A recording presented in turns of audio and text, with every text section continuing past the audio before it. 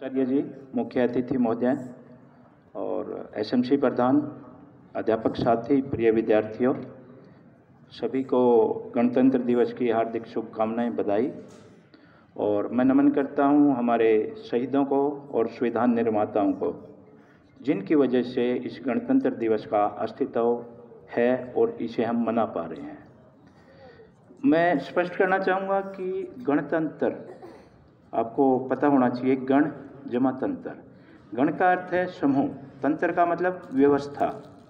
समूह की व्यवस्था। आज़ादी से पूर्व के इतिहास में अगर हम जाते हैं, हमारे यहाँ राज व्यवस्था, राजा का पुत्र ही राजा बनेगा, वही व्यवस्था को चलाएगा, वो निरंकुश होकर चलाए, किसी भी ढंग से चलाए, जैसा राजा का मन करेगा वैसा चलाएगा। परंतु आज़ादी के बाद हमारे जो समझदार लोगों का समूह, ऐसे लोगों का समूह जिनका देश से सरोकार था, जो चाहते थे कि देश की व्यवस्था बदले, उन लोगों के समूह ने एक व्यवस्था के लिए किताब लिखी, संविधान बनाया, संविधान का निर्माण किया, जिसमें उन सभी अच्छी बातों को शामिल किया गया जिससे कोई राष्ट्र आगे बढ़ सकता है, जिससे कोई समाज पुष्पित पल्लवित हो सकता है, जिससे छोटे से छोटा, बड़े से बड़ा,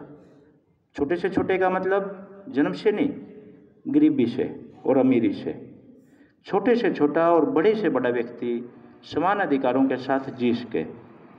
प्रत्येक व्यक्ति गर्व से अपना सिर ऊंचा कर सके,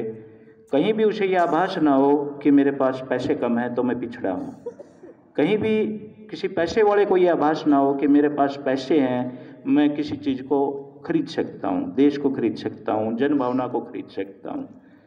इस दूरी को दूर करने के लिए संविधान निर्माताओं ने लंबे प्रयास से संविधान का निर्माण किया और उस संविधान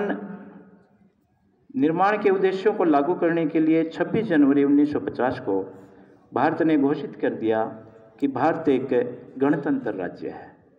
यहाँ समूह की व्यवस्था है, किसी एक की व्यवस्था नहीं है, समूह, लोगों का समूह। और लोगों का समूह कैसे